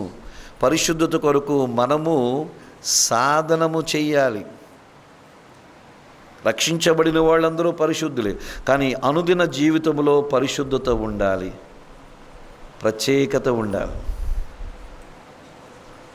దేవుడు బైబిల్లో మీరు నాలా బోధించండి ఎక్కడైనా చెప్పాడా? చెప్పలేదు. మీరు నాలాగా చనిపోయిన వారు లేపమని ఎక్కడైనా చెప్పాడా? నాలాగా మీరు అద్భుతాలు ఖచ్చితంగా చేయాలని ఆజ్ఞాపూర్వకంగా ఎక్కడైనా చెప్పాడా? చేయలేదు, ఎక్కడా చెప్పలేదు. కానీ నాలాగా పరిశుద్ధంగా ఉండమని మాత్రం చెప్పాడు. నేను పరిశుద్ధుని కాబట్టి మీరు పరిశుద్ధం. అక్కడ రాయితీ లేదు. నేను పరిశుద్ధుని కనుక మీరును పరిశుద్ధులుగా ఉండాలి అనే చెప్పాడు. పరిశుద్ధత ఆప్షన్ కాదు. పరిశుద్ధత అనేది ప్రతి క్రైస్తవ విశ్వాసికి తప్పనిసరి. ఇది అందరము పరిశుద్ధతను కలిగి ఉండాలి. ఎలాగొస్తాం పరిశుద్ధంగా? ప్రభా పరిశుద్ధులుగా చేయండి ప్రార్థన చేస్తే కుదరదు. ఇక్కడ వాక్యంలో చదివాం, మిమ్మల్ని శరీరమునకును ఆత్మకును కలిగిన కల్మషములు ఏం చేసే దేవుని భయంతో మనం ఏం చేయాలంటే కడుక్కోవాలి, పవిత్రులుగా చేసుకోవాలి. ఎప్పటికప్పుడు ఒప్పుకుంటూ సరి చేసుకుంటూ ఉండాలి. ప్రభా నన్ను పరిశుద్ధులు చేయని చూడకూడదు చూసామనుకోండి, ఏమవుద్ది? అపవిత్రులమవుతాం. కానీ మనం ఒప్పుకొని విడిచిపెట్టాలి. మనం చేయవలసింది మనం చెయ్యాలి. ఇది అనుదినము చెయ్యాలి. పరిశుద్ధత అనేది అనుదినానికి సంబంధించింది. నేను ఎప్పుడో రక్షించకుండా నేను పరిశుద్ధుడిని అయిపోయాను కాదు. తప్పు, చాలా తప్పు. పరిశుద్ధులు అయ్యో క్రీస్తులో పరిశుద్ధులమి, కానీ ఆచరణలో పరిశుద్ధులు మనము కాదు. పొజిషనల్ హోలీనెస్, ప్రాక్టికల్ హోలీనెస్ అంటాం. యేసు క్రీస్తులో నేను పరిశుద్ధుడిని, కానీ ఆచరణలో అనుదినము పరిశుద్ధంగా జీవించాలి. అంటే శరీరమునకును ఆత్మకు కలిగిన కల్మషాన్ని ఏం చేసేది? ఎప్పటికప్పుడు కడుక్కుంటూ ఉండాలి, కడుక్కుంటూ ఉండాలి. ఇది జరుగుతూ ఉంటేనే పరిశుద్ధంగా మనం జీవించగలం. మొదటి ఫలం పరిశుద్ధత. ఈ ఫలాన్ని ఫలిస్తున్నామా? జీవించుచున్నావని పేరుంది కానీ నీవు మృతుడవు. క్రైస్తవుడిగా పిలువబడుతున్నాం కానీ మనం మృతులము. ఎందుకంటే ఎదుగుదల లేదు. ఎదిగే వారికి ఉండే మొదటి లక్షణము వివేకము కలిగి ఉంటాం. ఎదిగే వారికి ఉండే రెండవ లక్షణం ఫలిస్తారు, పరిశుద్ధతలో ఫలిస్తారు. రెండవది రోమీయులకు రాసిన పత్రిక 1వ అధ్యాయం 13వ వచనం. రోమీయులకు రాసిన పత్రిక 1వ అధ్యాయం ఒక 5 ఫలాల గురించి నేను మీకు చెప్తాను. రోమీయులకు రాసిన పత్రిక 1వ అధ్యాయం 13వ వచనం. సహోదరులారా, నేను ఇతరులైన అన్యజనుల్లో ఫలము పొందినట్లు మీలో కూడా ఫలమేదైనను పొందవలనని అనేక పర్యాయములు మీ యొద్దకు రానుద్దేశించి తిని, కానీ ఇదివరకు ఆటంకపరిచితిని. పౌలు రోమా సంఘాన్ని ఉద్దేశించి అంటున్నాడు, మీ దగ్గర ఫలం ఏదైనా పొందవలనని మీ యొద్దకు రానుద్దేశించాను. ఏం ఫలం ఇది? పరిచర్య అనే ఫలం. ఈ ఫలం పేరేంటో చెప్పమంటారా? పరిచర్య అనే ఫలం, ఆత్మలు రక్షించుట. మీకు మీరే ఒక ప్రశ్న అడగండి, మీ ద్వారా ఎంతమంది యేసు ప్రభువుని నమ్ముకున్నారు? మీరు ఎన్ని సంవత్సరాల నుంచి చర్చకు వస్తున్నారో నాకు చెప్పకండి, అది మంచిది. కానీ మీ ద్వారా ఎంతమంది రక్షణ అంటే ప్రభువుని నమ్ముకున్నారు, అది ఏదో ఉంటే చెప్పండి. నేను సీనియర్ని జూనియర్ని ఇవన్నీ వదిలేద్దాం. చర్చిలో సీనియర్లు జూనియర్లు లేరు, అందరూ ఒకటే, నాతో సహా. నేను ఎంతమందిని దేవుని వైపు నడిపించగలిగాను? కనీసం మన పిల్లలైనా నడిపించగలిగామా? Very good. మనం దేశమంతటికి సువార్త చెప్పకపోయినా మన ద్వారా కనీసం ఇంట్లో పిల్లలైనా రక్షణలోకి వచ్చారు కదా. ఆ పరిచర్య అనే ఫలం ఉందన్నమాట. భర్త మారాడా? భార్య మారిందా? పిల్లలు మారేరా? ప్రస్తుతం అంతవరకు చాలు. మీ ఇరుగు పొరుగు వారు మారేరా? మీ ఊరు మారిందా? ఇవి అడగడం లేదు. ఎందుకంటే కనీసం కొంతమంది అయినా మన ద్వారా రక్షణలోనికి రావాలి. ఈ పరిచర్య సువార్త అనే ఫలం ఉందా? మరి ఎన్ని సంవత్సరాలు అంటే లేదు అని అనడం లేదు. ఒకవేళ ఎవరికైనా లేకపోతే ఇన్ని సంవత్సరాల నుంచి మందిరానికి వచ్చి మనము కొంతమందినైనా ప్రభువు వైపు నడిపించకపోతే మనలో పరిచర్య అనే ఫలము లేదు.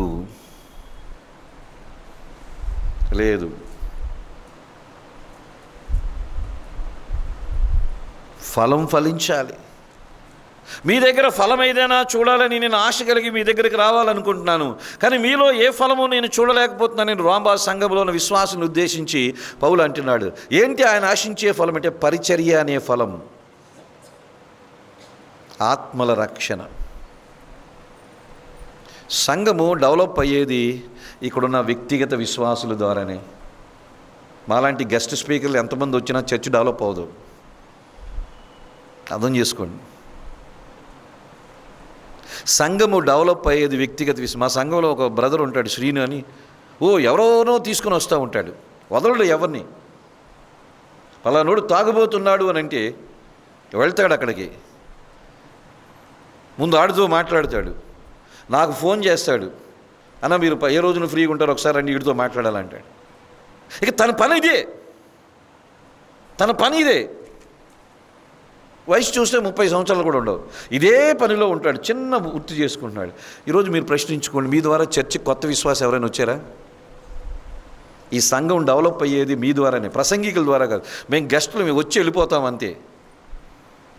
మా ద్వారా చర్చి డెవలప్ అవ్వదు. ఉన్నవాళ్ళకి ఆత్మీయ క్షేమం కలగొచ్చు. సంఘములో నూతన విశ్వాసులు రావాలంటే మీరు పని చేయాలి. రండి మా చర్చికి, మంచి వర్తమానాలు ఉంటాయి, యేసుప్రభుని గురించి తెలుసుకోండి. ఎవరైనా కష్టంలో శ్రమలో ఉంటే వెళ్ళండి, ప్రార్థన చేయండి. పెద్దలను తీసుకుని వెళ్ళి వాళ్ళు పరిచయం చేయండి, వారి గురించి వాళ్ళు ప్రార్థన చేస్తారు. నెమ్మదిగా దేవునితో అలవాటు చేయండి, సంఘానికి అలవాటు చేయండి. ఆ పని మీరు చేస్తున్నారా? నేను వస్తే చాలు, మిగతా వాళ్ళ సంగతి నాకు అవసరం లేదని అనుకుంటున్నారా? అయితే ఈ ఫలం మీలో లేదు, పరిచర్య అనే ఫలం లేదు. అర్థమవుతుందా? మారని మీ పిల్లలు మారాలి, మారని మీ ఇంటి పేరోళ్ళు మారాలి, మారని మీ ఇరుగు పొరుగు మారాలి. మీరే, మీ సాక్ష్యపు జీవితమే మారుస్తుంది. మీ ద్వారా ఎంతమంది ప్రభువులోకి వచ్చారు? ఒక్కసారి ప్రశ్నించుకోండి. ఈ సంఘానికి మీరు చేసే ప్రయోజనం ఏంటో చెప్పమంటారా? మీ ద్వారా ఒక్క ఆత్మైన సంఘానికి రావాలి. ఇప్పుడు 1 సంవత్సరానికి ఒకళ్ళు కాకపోయినా కానీ 5 సంవత్సరాలకైనా ఒకళ్ళు తీసుకురండి. ఈ సంఘానికి మీరు మేలు చేసిన వాళ్ళు అవుతారు. మీరు ఎన్ని కానుకలు ఇచ్చినా ఆత్మలు తీసుకొని రాకపోతే మీ కానుకలు వృధా. డబ్బులేముంది, ఎవరైనా ఇస్తారు, ఉన్నాయి కాబట్టి. నేను అదే అంటాను, డబ్బులేముంది, ఇస్తాం, ఉన్నాయి కాబట్టి ఇస్తాం. కానీ ఆత్మలు రావడం అంత సులువేమీ కాదు. ఒక క్రొత్త ఆత్మని మీరు యవనస్తులు కదా, మీ ఫ్రెండ్స్ని తీసుకురావాలి. రండిరా, ఇక్కడ చాలా డిసిప్లిన్ ఉంటుంది, ఇక్కడ మంచి వాక్యం ఉంటుంది. మీ ద్వారా సంఘం అభివృద్ధి చెందాలి. ఎప్పుడంటే పరిచర్య అనే ఫలం మీరు ఫలిస్తూ ఉండాలి. ప్రభువుని గురించి మీరు చెప్పాలి. మీరు చేయడం లేదని నేను అనడం లేదు, మీరు తీసుకుని వస్తున్నారు అని నేను భావిస్తున్నాను. నాకు తెలియదు ఏది. అందుకని రెండవ ఫలము పరిచర్య అనే ఫలం. మొదటి ఫలం పేరేంటి? పరిశుద్ధత. రెండవ ఫలం పేరు పరిచర్య. మూడవ ఫలం పేరు గలతీ 5:22. గలతీ 5:22. అయితే ఆత్మఫలం ఏమనగా ప్రేమ, సంతోషము, సమాధానము, దీర్ఘశాంతము, దయాళత్వము, మంచితనము, విశ్వాసము, సాత్వికము, ఆశా నిగ్రహం. మీకు తెలుసా, మీ బంధువులు ఆ షారోన్ రెడ్డి గారు అంటాం, మీరు గణేష్ రెడ్డి గారు అనొచ్చు. ఆయన కొంతమందిని తీసుకొచ్చాడు చర్చ్కి. ఒక లూథరన్ బ్రదర్ని తీసుకుని వచ్చాడు. ఇప్పుడు వచ్చిన తర్వాత నేను ఆ లూథరన్ చర్చికి వెళ్ళనన్నాడు. అతడు ఆ సంఘములో పెద్ద, ఒక పెద్ద లూథరన్ చర్చిలో ఆయన పెద్ద. ఆ పెద్ద వచ్చేసాడు ఇక్కడికి. ఎందుకంటే ఈయన చెప్పి రండి ఒకసారి వాక్యం విన్నాడు, రండి ఒకసారి వాక్యం. ఒకే రోజు వచ్చాడు, వాక్యం విన్నాడు. ఇక్కడికే వస్తాను. భార్యాభర్తల మధ్య గొడవలు జరుగుతున్నాయి, కానీ ఇక్కడికే వస్తాడు. ఎందుకంటే ఆవిడేంటో లూథరన్ చర్చికి వెళ్తుంది, ఈయనేంటో మా చర్చికి వస్తూ ఉంటాడు. ఎందుకంటే ఇక్కడ వాక్యం బాగుంది, నాకు ఇక్కడే అర్థమవుతుంది అన్నాడు. ఆ ప్రయత్నం ఏదో చెయ్యాలి మనం. ఏమైనా జరుగుతుందా? వాళ్ళు చూసుకుంటారులే పెద్దలు అనుకుంటున్నారు. కాదు. మీరు పూనుకోకపోతే సంఘము సంఖ్యాపరంగా ఆత్మీయంగా అభివృద్ధి చెందదు. పరిచర్య జరగాలి. మూడవది ప్రవర్తనా ఫలము. గలతీ 5:22 చూస్తాం. ఆత్మఫలము ఏమనగా అని ఉంది. ఆ ఆత్మఫలంకు 9 లక్షణాలు ఉన్నవి. ప్రేమ, సంతోషం, సమాధానము, ఇవన్నీ కూడా కలిపితే 9 ఉన్నాయి. ఇదేంటంటే క్యారెక్టర్కు సంబంధించింది, ఇది ప్రవర్తనకు సంబంధించింది. అందుకని ఆ ఫలానికి మనం పెడుతున్న పేరు ఏమిటంటే ప్రవర్తనా ఫలము, ఫ్రూట్ ఆఫ్ క్యారెక్టర్ అంటాం. ప్రవర్తనా ఫలం. మనము ఈ ఫలం ఫలించాలి. ఈ ప్రవర్తన ఫలం ఉన్నవాళ్ళు ఎలాగుంటారు? ప్రేమతో, సంతోషంతో, సమాధానం, దీర్ఘశాంతం, దయాళత్వం, మంచితనం, విశ్వాసం, సాత్వికం, ఆశా నిగ్రహంగా ఉంటారు. ఈ ఫలం, దానికి లక్షణాలు ఉన్నాయి. ఇది ప్రవర్తన, మన క్యారెక్టర్కు సంబంధించింది. ఎదిగే క్రైస్తవులు ఫలిస్తారు, పరిశుద్ధతలో ఫలిస్తారు, పరిచర్యలో ఫలిస్తారు, ప్రవర్తనలో ఫలిస్తారు. ఒక చెట్టు వేసిన వెంటనే పువ్వులు, కాయలు, పళ్ళు రావు, కొంత టైము పడుతుంది. అలాగే రక్షించబడిన దినమునే మనం పువ్వులు, కాయలు, ఫలాలు ఇచ్చాము. కాలము గతించే కొలది, రక్షించబడి 5 సంవత్సరాలైంది, 10 సంవత్సరాలైంది, కనీసం పిందులైనా రావాలి. ముందు పువ్వులు వస్తాయి, తర్వాత పిందులు వస్తాయి, తర్వాత కాయలు వస్తాయి, తర్వాత ఫలం వస్తుంది. సో ముందు కనీసం పువ్వుల స్థాయికైనా రావాలి, పిందుల స్థాయికైనా రావాలి, తర్వాత ఫలం అనేది వస్తుంది. ఇది నెమ్మదిగా జరిగేది. మొత్తానికి ఏదో ఒక రోజున ఫలం అనేది రావాలి కదా. ఆ ద్రాక్ష చోట్ల అంజూరపు చెట్టు ఒక ఆయన వేసాడంట. 3 సంవత్సరాల నుంచి ఎరువు పోసి, నీళ్లు పోసి, సూర్యరశ్మినిచ్చి, గొప్పు తవ్వి ఎన్ని చేస్తుంటే అది ఆకులే చూపిస్తుంది కానీ ఫలం లేదంట. యజమానుడు వచ్చాడు, నరికే, కట్ ఇట్ ఆఫ్. ఆ చెట్టుకి ఆకులు ఉన్నాయి, కానీ ఆ చెట్టుకి ఏమి లేవు, ఫలము లేదు. ఆకుల క్రైస్తవ్యం, ఫలాల క్రైస్తవ్యం. ఆకుల క్రైస్తవ్యం అంటే అర్థం ఏంటో చెప్తున్నాను. భక్తి క్రమం, ఇది ఆకులు, ఆ క్రమం భక్తి. ఫలాలు ఉన్నాయా? ఫలం ఉందా? పరిశుద్ధత ఉందా? ప్రవర్తన ఉందా? పరిచర్య ఉందా?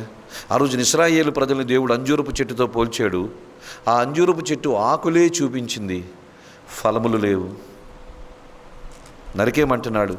ఇంకో సంవత్సరం కూడా ఉండనిమ్మని తోటమాలి అంటున్నాడు. యేసుప్రభు అంటున్నాడు. దేవుడు మన నుంచి ఆశిస్తుంది ఆకులు కాదు. ఆకులు అంటే మతపరమైన కార్యక్రమాలు. ఆకులు అంటే మీటింగులకు వస్తాము, వెళ్తాము, చక్కగా ఇక్కడ కార్యక్రమాలన్నీ చేస్తూ ఉంటాము, ఇవన్నీ మంచిదే. కానీ ఆకుల మాటున ఫలం ఉండాలి. ఆకులను చూసి దేవుడు సంతోషించేవాడు కాదు. ఆ అంజూరపు చెట్టు పొడుగ్గా ఎదిగింది, అడ్డంగా ఎదిగింది, కానీ దానికి ఏమి లేదు, ఫలం లేదు. కొంతమంది అలాగే ఉంటారు. కొన్ని సంఘాలు పొడుగ్గా ఎదుగుతాయి, అడ్డంగా ఎదుగుతాయి, కానీ ఫలాలు అక్కడ ఉండవు. దేవుడు ఫలాలు కోరుకుంటున్నాడు, ఆకులు కాదు. ఆకులు ముఖ్యమే, ఆకులు ఆకర్షిస్తాయి, ఫలాలు దేవుణ్ణి తృప్తిపరుస్తాయి.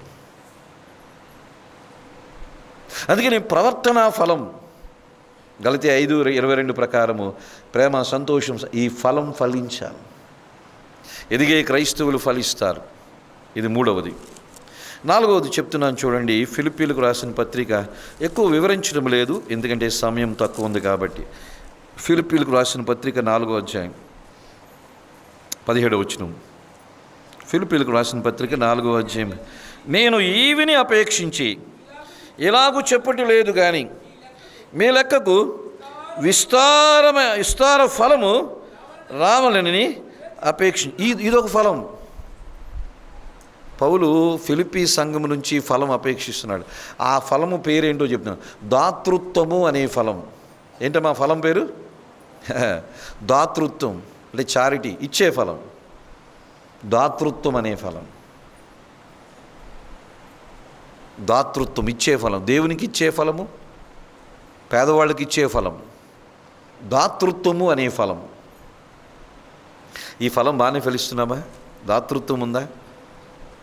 దేవునికి ఇచ్చుట్లో, కష్టాల్లో శ్రమల్లో ఉన్న వారికి ఇచ్చుట్లో ఫలించాలి. ఏమైనా ఇస్తున్నావా? మనదంతా దాచుకునే బ్యాచే, ఇచ్చే బ్యాచ్లు తక్కువ మంది ఉంటారేమో. కొన్నిసార్లు మనం దేవునికి ఇస్తాం, అదే పేదలకి సహాయం కూడా చెయ్యాలి, దాతృత్వం చేయాలి. కష్టాల్లో ఉన్నవారు దేవునికి ఇచ్చిన దాంట్లో ఆపి ఇవ్వమండం లేదు. పేదవారిని, కష్టాల్లో ఉన్నవారిని ఆదుకోవాలి క్రైస్తవులు. కొంత దాతృత్వం, చారిటీ కలిగి ఉండాలి. ఈ ఫలం ఫలించాలి. దాతృత్వంలో మీరు ఎలాగున్నారు? ఈ 2025 సంవత్సరం నవంబర్ నెల వచ్చింది. జనవరి నుంచి నవంబర్ నెల 11 నెలలు అయింది. ఈ సంవత్సరంలో మీ ద్వారా సహాయం పొందిన వాళ్ళు ఎవరైనా ఉన్నారా? చర్చికి ఎంత ఇచ్చారో నేను అనడం లేదు, ఎందుకంటే చర్చికి వస్తే పేరు వస్తుంది, ఆశీర్వాదం వస్తుందని ఇస్తున్నారు. దేవునికి ఇచ్చుట్లో ఆశీర్వాదం. చర్చికి కూడా చాలామంది ఎందుకు ఇస్తారంటే ఏదో దేవుడు తిరిగి ఇస్తాడని. సరే ఇవ్వండి, సంఘానికి ఇవ్వండి, వద్దనడం లేదు. కానీ మీ ద్వారా మీ ఇరుగు పొరుగులో కానీ సమాజంలో కానీ వాళ్ళు క్రైస్తవులు అవ్వచ్చు, క్రైస్తవేతలు అవ్వచ్చు, కష్టాల్లో ఉన్నవారు ఈ సంవత్సరంలో నా ద్వారా ఈ లాభం పొందారు, ఈ 100 రూపాయల లాభం పొందారు, నేను ఫలానా వాళ్ళకి సహాయం చేశాను అన్నది ఈ 25వ సంవత్సరంలో ఎవరైనా ఉన్నారా? లేరు అని అనడం లేదు. ఉంటే మంచిది, ప్రైజ్ ది లార్డ్. లేరు అంటే ఆలోచన చేయండి. మీకు ఎవరో కష్టాల్లో ఉన్నవాళ్ళు కనబడలేదా ఎంతవరకు?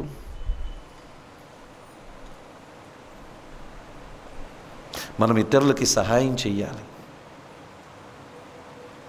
వాళ్ళు అన్యులు అవ్వచ్చు, ముస్లింలు అవ్వచ్చు, వేరే చర్చి వాళ్ళు అవ్వచ్చు, క్రైస్తవులు ఇతరులకి సహాయం చేసేవాళ్ళు.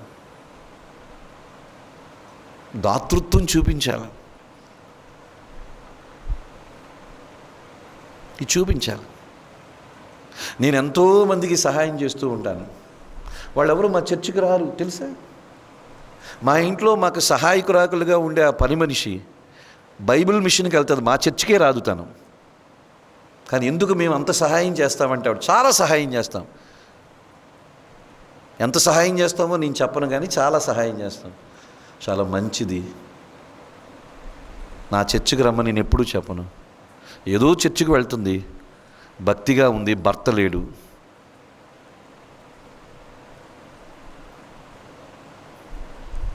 దాతృత్వం అనే ఫలం. ఈ ఫలాలు బాగున్నాయా?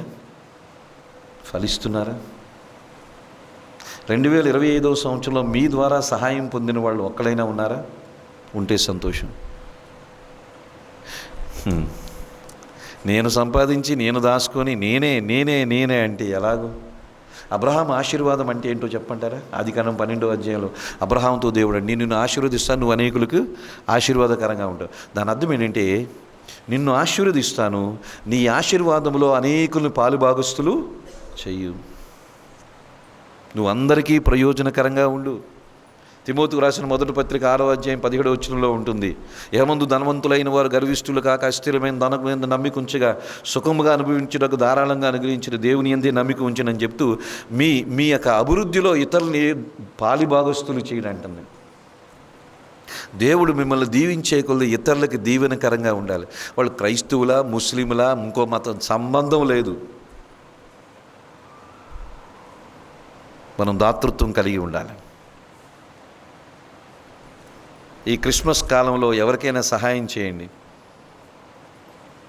పేదోళ్ళకి మంచి బట్టలు కొనివ్వండి. మీరు కొనివ్వండి, చర్చ ఇవ్వడం కాదు. సంఘము చేసేది సంఘము చేసేది మీరు వ్యక్తి, ఎవరికో చెప్పుకోవడానికి కాదు. మీ ప్రేమను బట్టి, మీ కనికరాన్ని బట్టి చేయండి. 4వ ఫలం దాతృత్వం అనే ఫలం. ఇది ఫలిస్తున్నామా? 5వ ఫలం చెప్పి నేను ముగిస్తాను. హెబ్రీయులకు రాసిన పత్రిక 13వ అధ్యాయం మనకు తెలిసిందే. హెబ్రీయులకు రాసిన పత్రిక 13వ అధ్యాయంలో జిహ్వ ఫలము అని మనం చూస్తాం. 15వ వచనంలో అక్కడ మనం చూస్తాం. హెబ్రీయులకు రాసిన పత్రిక 13వ అధ్యాయం 15వ వచనం. కాబట్టి ఆయన ద్వారా మనము దేవునికి ఎల్లప్పుడూ స్తుతి యాగము చేయుదుము, అనగా ఆయన నామమును ఒప్పుకొనుచు. జిహ్వ ఫలం, ఈ ఫలం పేరు జిహ్వ ఫలం. జిహ్వము అంటే నోటి ఫలం, అనగా దేవుణ్ణి స్తుతించుట, దేవుణ్ణి ఆరాధించుట. జిహ్వ ఫలము, ఈ నోటి ద్వారా ఫలము అంటే దేవుణ్ణి స్తుతిస్తూ ఆరాధిస్తూ ఉంటాం. మన జీవితమే ఒక స్తుతి. తెస్సలోనికీయులకు రాసిన మొదటి పత్రిక చూడండి, అక్కడ తెలియజేస్తాను. తెస్సలోనికీయులకు రాసిన మొదటి పత్రిక 5వ అధ్యాయము 16వ వచనం. మీరు ఎవరైనా చదవండి దయచేసి. ప్రతి విషయమునందు చూడండి, ప్రతి విషయంలో దేవునికి ఏం తెలియజేయాలంట? కృతజ్ఞత, థ్యాంక్స్. జిహ్వ ఫలాన్ని దేవునికి అర్పించాలి. ఈ నోటితో దేవునికి స్తుతులు అర్పించాలి. ఈ నోటితో దేవుణ్ణి ఆరాధన చేయాలి. ఈ నోటితో దేవుణ్ణి గణపరచాలి. ఇంట్లో ఉన్న పాటలు పాడుకుంటూ ఉంటారా? ఇంట్లో ఉన్న పాడుకోండి. డ్రైవింగ్ చేసుకున్నప్పుడు పాటలు పాడుకుంటారా? పాడుకోండి. చక్కగా సంతోషంగా ఉండాలి. దేవుణ్ణి స్తుతిస్తూ ఉండాలి. ఆనందంగా ఉండాలి. జిహ్వ ఫలం అంటే నోటి ద్వారా దేవునికి స్తుతులు చెల్లించాలి. స్తుతులు ఎప్పుడు చెల్లించాలి? ప్రతి సందర్భంలో, ప్రతి విషయంలో దేవునికి స్తోత్రం, దేవునికి వందనాలు చెప్పాలి, దేవునికి కృతజ్ఞత చెప్పాలి. ఈ జిహ్వ ఫలాన్ని మనం అర్పించాలి. ఇది 5వ ఫలం. దీని పేరు జిహ్వ ఫలము. స్తుతి యాగము, ఆరాధన అనుదినము దేవునికి సమర్పిస్తూ ఉండాలి. సార్దీసు సంఘము పేరు ఉంది కానీ మృతం. ఎందుకు అది మృతమైంది అంటే దాంట్లో జీవము లేదు. ఈరోజున క్రైస్తవులంగా మనం మృతమైన వారుగా ఉండకూడదు. ఆత్మచేత నడిపించేబడి వారిగా ఉండాలి. అనగా మనం ఎదుగుతూ ఉండే క్రైస్తవులమి. ఎదిగే వారికి ఉండే మొదటి లక్షణము వివేచన కలిగి ఉంటాం. మేలు కీడులను వివేచిస్తాం. ఫలిస్తూ ఉంటాం. ఈ ఫలములో 5 రకాలైన ఫలాలు మనం తెలుసుకున్నాం. పరిశుద్ధత అనే ఫలం, పరిచర్య అనే ఫలం, ప్రవర్తన అనే ఫలం, దాతృత్వం అనే ఫలం, స్తుతియాగం అనే ఫలం. అందుకని ఆ రోజున సంఘం మృతంగా ఉంది. మనం మృతులం కాదు, మనము క్రీస్తులో సజీవులమి. మనము ఆత్మచేత నింపబడ్డాము, ఆత్మచేత నడిపించబడుతున్నాము. రుజువు ఏమిటంటే ఫలిస్తూ ఉంటాం, ఆత్మీయ వివేచన కలిగి ఉంటాం. ఇవి మనలో ఉన్నాయా? ఆ రోజున సార్దీస్ సంఘంలో ఏమీ లేదు. పేరుంది, ఆ సంఘానికి పేరుంది, కానీ ఆ సంఘానికి జీవితం లేదు. పేరు కాదు కావలసింది, జీవితం కావాలి. పేరు కాదు కావలసింది, జీవితం కావాలి. అది ఇవ్వడానికే ప్రభు వచ్చాడు. ఆత్మచేత నడిపించబడితే ఈ ఫలాలు ఫలిస్తూ వివేచన కలిగి ఉంటాం. మనం ఎదిగే క్రైస్తవులుగా ఉంటాం. దేవుడు తల్లిదండ్రులు ఎదిగే బిడ్డలను బట్టే సంతోషిస్తారు. ఎదుగుదల లేని బిడ్డలను బట్టి తల్లిదండ్రులు దుఃఖిస్తారు. అరే వీడికి వయసు వచ్చిందే కానీ ఎదుగుదల లేదు, శారీరకంగా మానసికంగా. వీళ్ళు రక్షించబడి ఇన్ని సంవత్సరాలు అయిందే, వీళ్ళలో ఎదుగుదల లేదని దేవుడు మన గురించి దుఃఖించకూడదు. ఎదిగే క్రైస్తవులుగా ఉండాలి. రుజువేంటి? ఇన్ని రుజువులు చెప్పాను. ఇవి ఉన్నాయా? పరిశీలన చేసుకుందాం. దేవుడు అటువంటి కృపని మనకు అనుగ్రహిస్తాడు.